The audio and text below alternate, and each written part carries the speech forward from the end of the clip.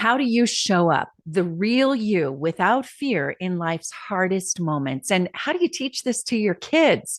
We're going to dive deep and you'll be inspired after listening to today's podcast.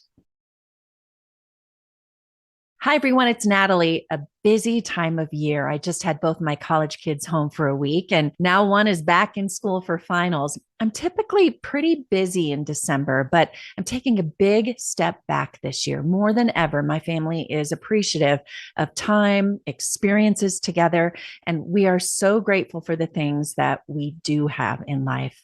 I'm doing a lot of reflecting lately, and I'm really big, if you've been listening to the podcast for very long, on authenticity, showing up with realness and warmth that's from a place that really means something. Today's world can be so cold, so inauthentic. I had the privilege to talk to someone on the podcast that is so real, so inspiring. She has a huge following as the hands-free mama. Maybe you've heard of her.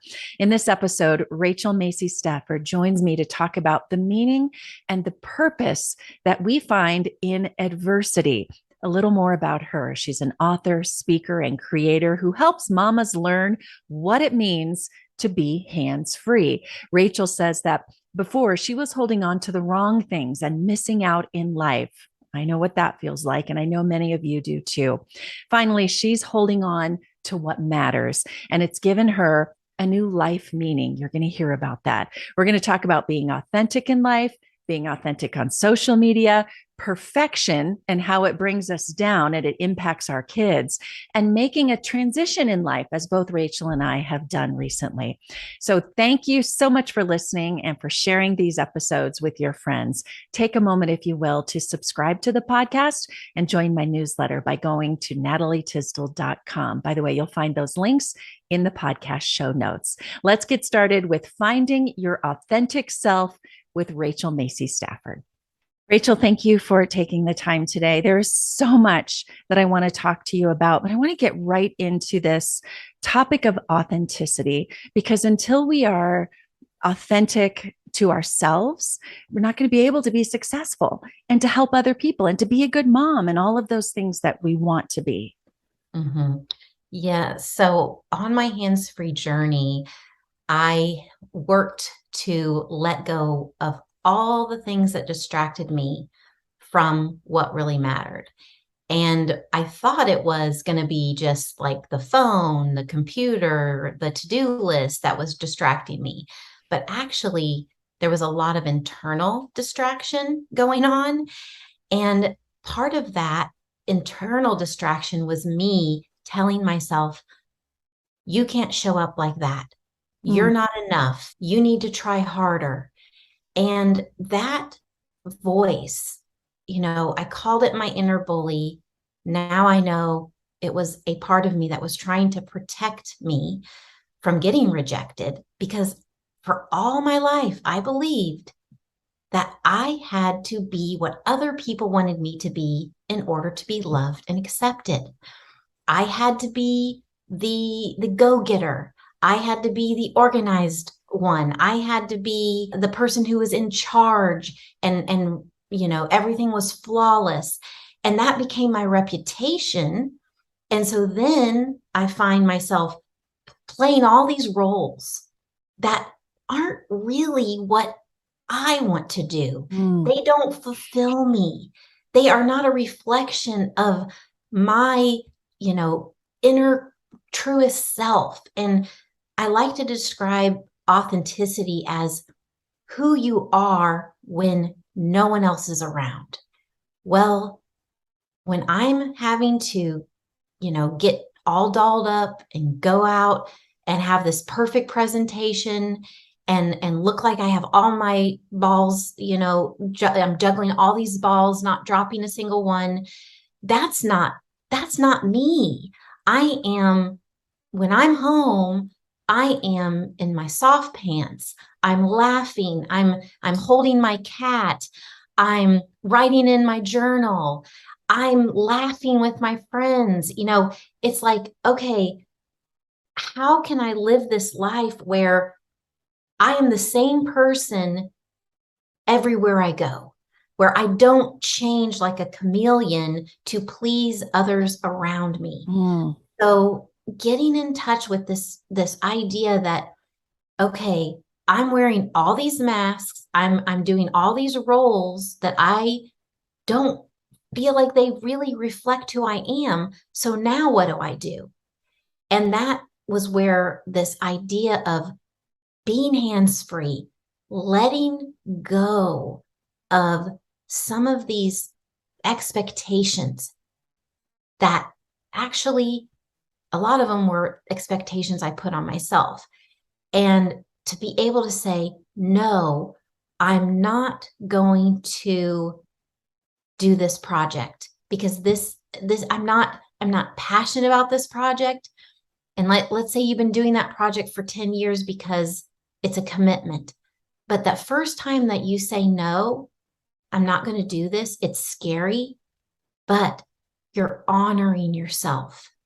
And every time you honor yourself, you honor what feels right to you, what you need, that is bringing you closer to being your authentic self, self-honoring behaviors. And a lot of it looks like setting healthy boundaries too on what you will and will not tolerate. And if you're a people pleaser like me, Mm. it's very hard to begin saying, no, that's not what I want to do, or no, this is not okay with me. But when you get that disappointment, and you will, because if you've been doing something for someone for a while and you say, I'm not doing that anymore, or you can't treat me that way, there's going to be probably some fallout. But there's nothing worse than disappointing yourself over and over and over. And when you are living an inauthentic life, that's what you're doing. You're denying yourself of what you need to thrive. We wonder, why do I feel so sad and empty and confused all the time? It's like, well, how are you spending your time? Are you doing anything in the day that feels fulfilling? Are you doing anything that your heart desires? Do you even know what your heart desires? Let's talk about that, because authenticity is a buzzword, definitely. And Mhm. it was something when I was doing the morning news and I was a newscaster for 28 years, I said often to myself and to those I'm close to, is it's really hard to smile on a morning show when I'm having a crappy day. Or, Yeah. some of my hardest moments I had to go through on television. Mhm. And yet no one could know because I had to wake up and smile and say good morning. And I Right. hated that. It Oh, was the wow. thing I think I struggled with the most was I'm not being authentic when I'm smiling and acting like things are fine. And Mm. that's not good. So authenticity is such a buzzword, but how do you recommend, in years of now working with people on this, that we find that Mhm. truth? And for some people, they don't know. They're looking for someone else to tell them, their parents or their friends, or I don't know what to do with it. Can you help me? Or a therapist, or I don't know what my authentic self is. How do we Mhm. get to that? Well, as I was mentioning earlier, you begin pausing when you have a choice about what someone is asking you to do or participate in. You pause and you ask yourself, what do I want to do? Mm. We don't do that. We don't ask ourselves, what do we want to do? We just kind of read the room and figure out, okay, I'm pretty sure this is how I'm supposed to answer that. Like even Mm. as simple as, where do you want to go to dinner? That, my family says, where do you want to go to dinner, mom? And I, for years, I would say where I knew they wanted to go. I wouldn't say where I wanted to go. Oh, I'm so guilty. You, why do we do that?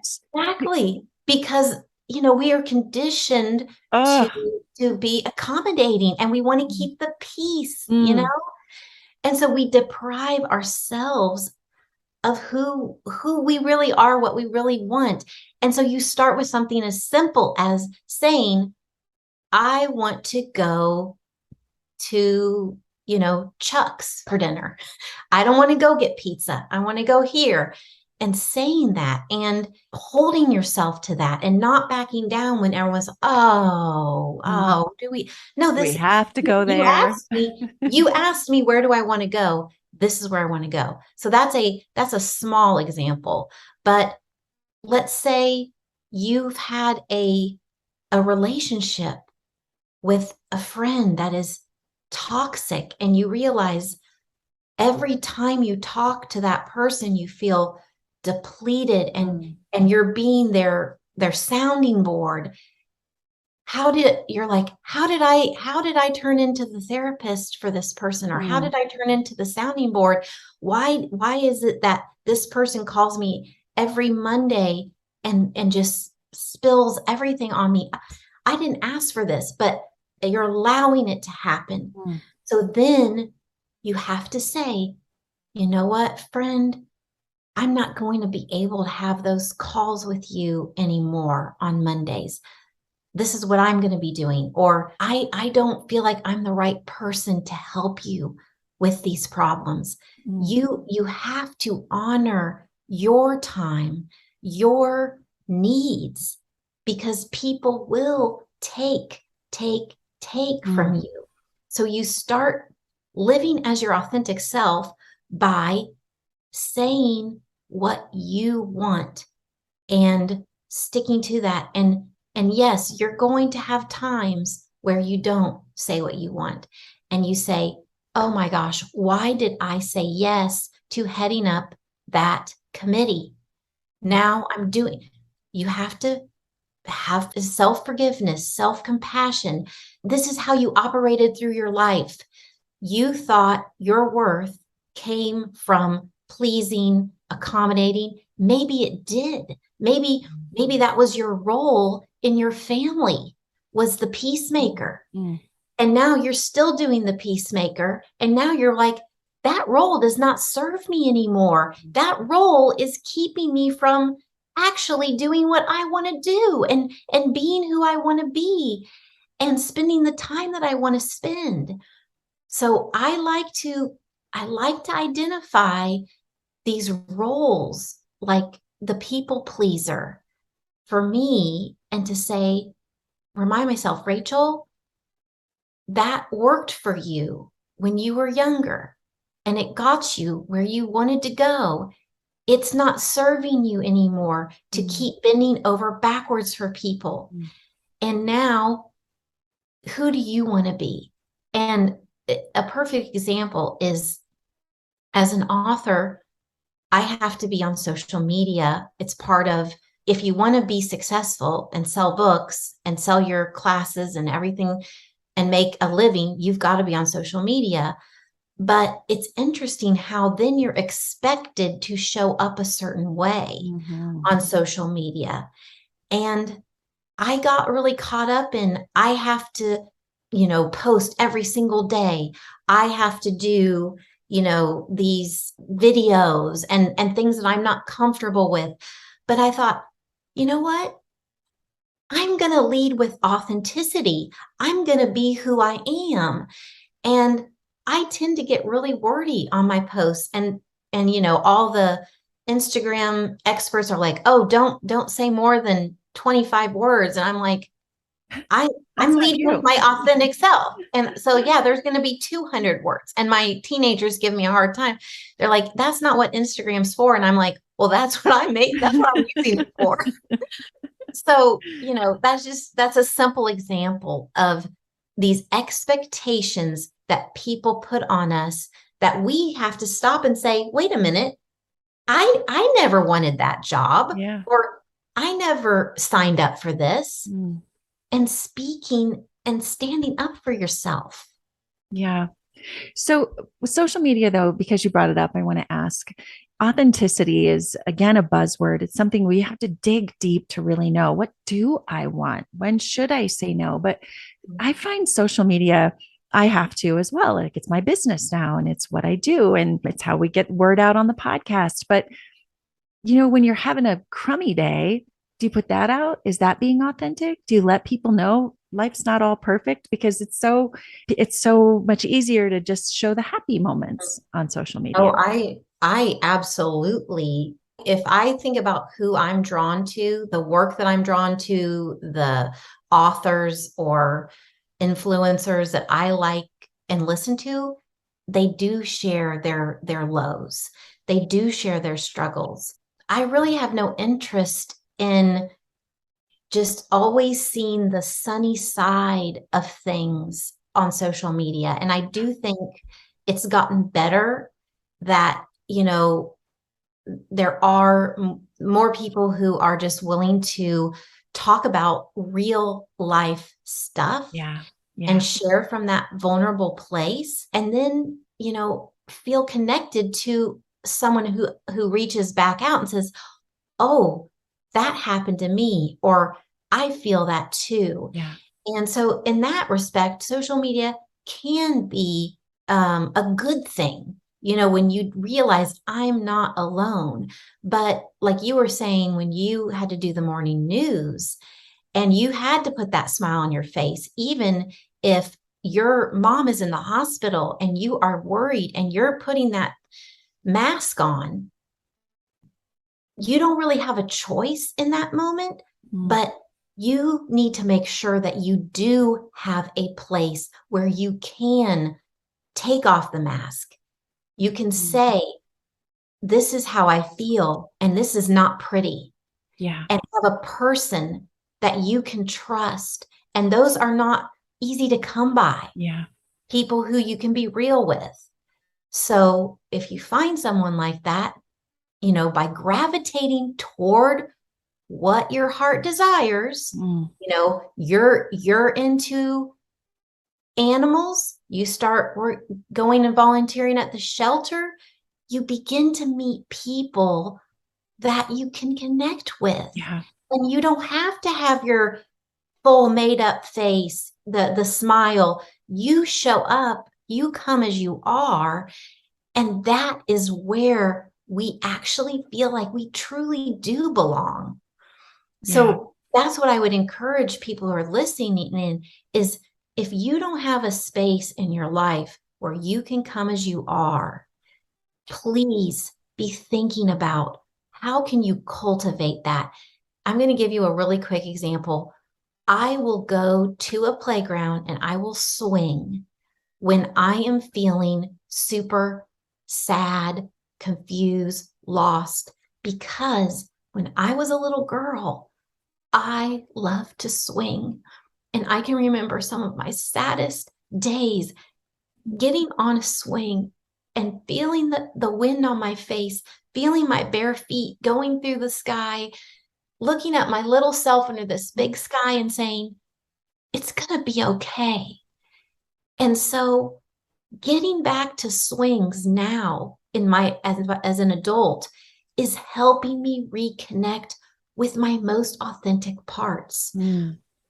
So that's the second thing is, so you're creating a space where you can be yourself. But second of all, try to remember who were you when you were a little kid? Look at your picture. What things did you like to do? I told you I love to swing, but I also loved to fill notebooks. I made mixtapes like nobody's business. And guess what I love to do? I love to go to live concerts now. When I am standing there and I feel that music pulsing through my Mm. body, every worry, every anxiety, every insecurity just falls off me. Mm. Yeah. And I also had a thing for stray cats, and my mom would never let me pet them. She'd say, no, no, no, they're going to have a disease. So what did I do when I was trying to be my authentic self?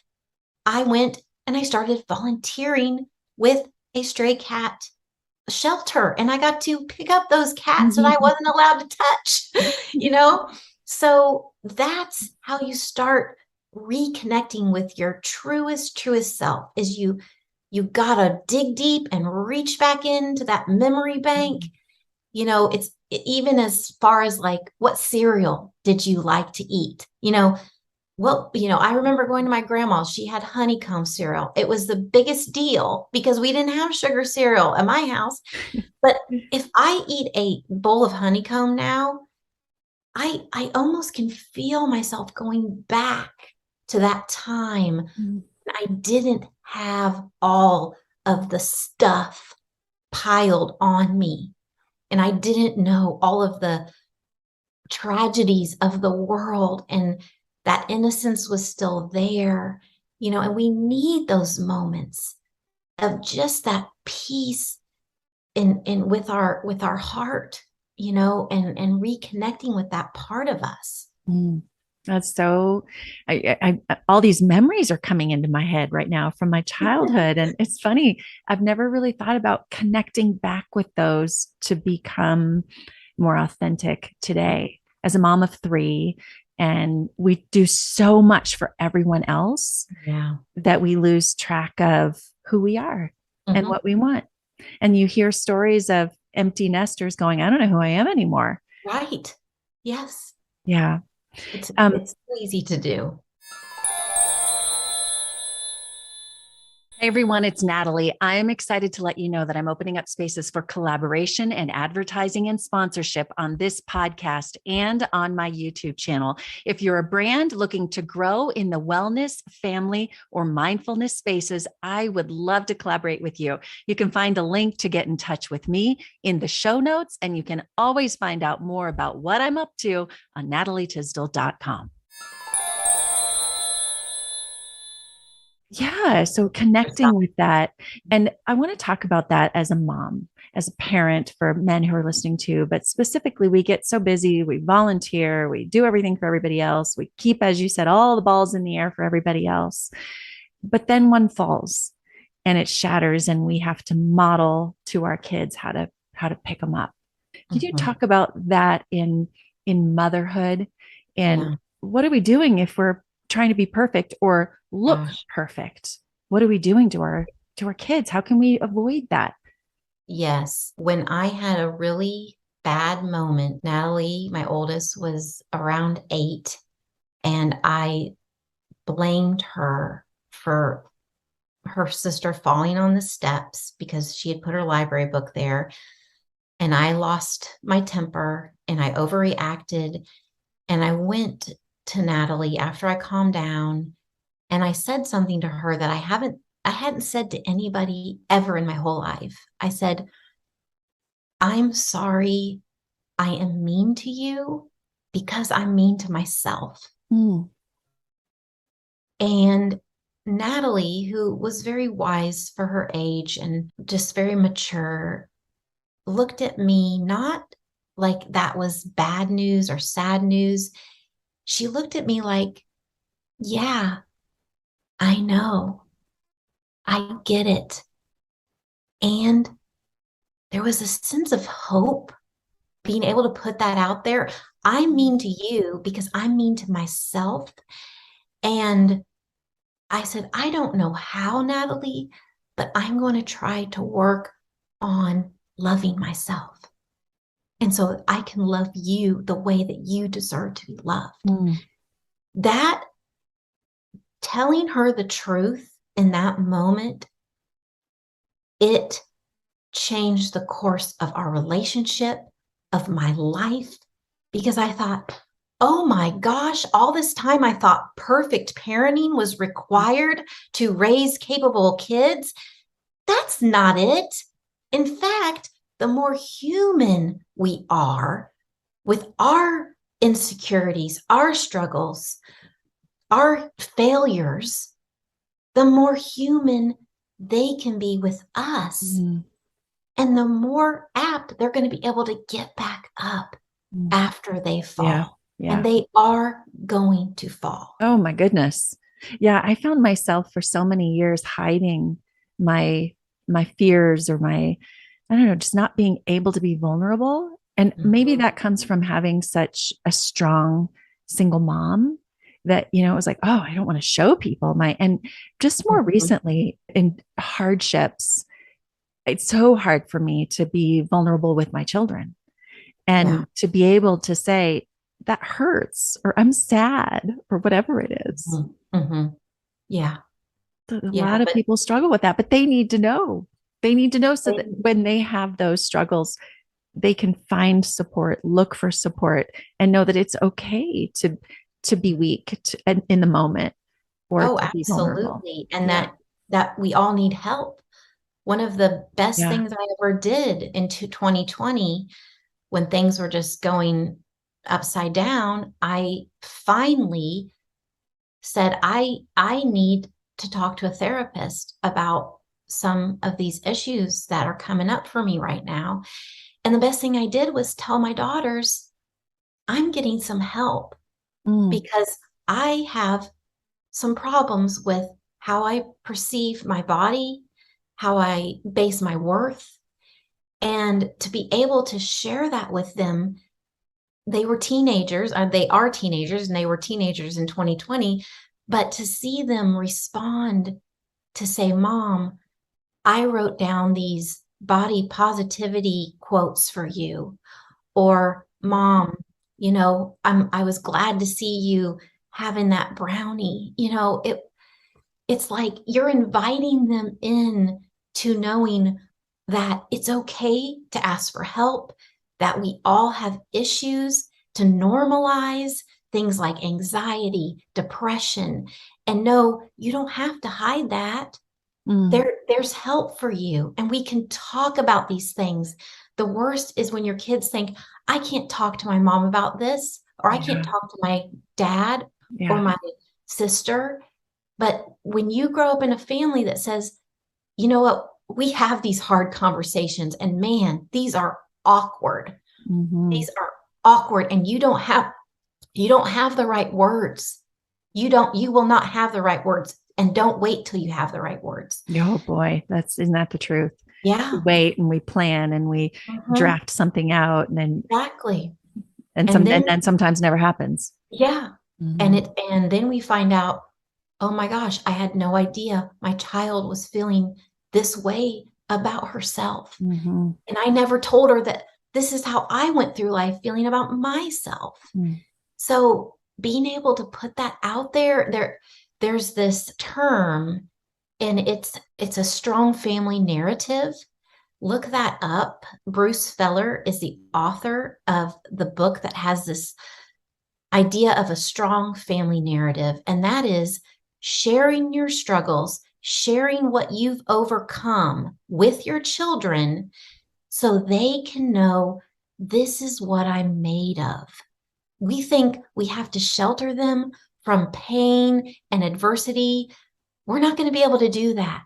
So instead, we say, hey, this is what I'm going through right now, and this is how I'm coping, and this is how you can help me.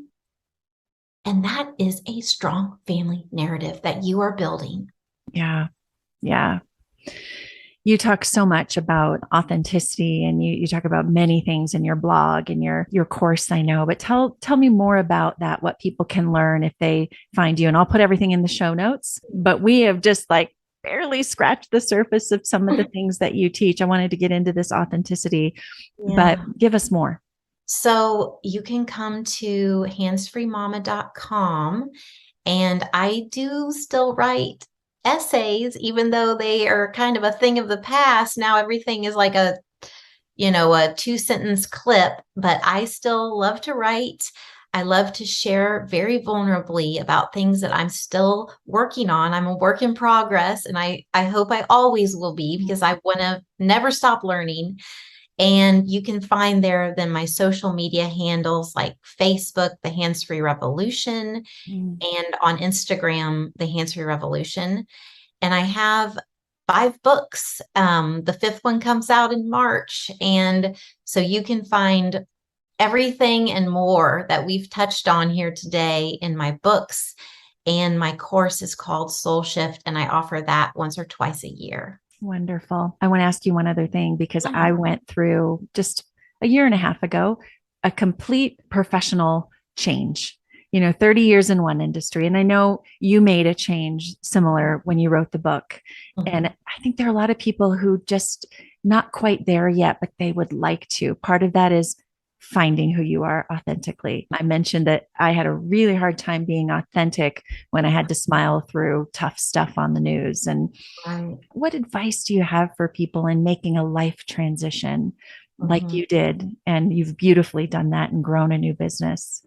Yeah. I mean, I wouldn't be telling the whole story if I didn't say, I did have that financial security of my spouse, Mm, that I was able to pivot from teaching to trying to be an author, that not everyone has that ability, and that support. And so I would start with, we talked about having these spaces of time or spaces in your house where you can do something that fulfills you, that you can create, or maybe it's something in nature, or we talked about, volunteering somewhere.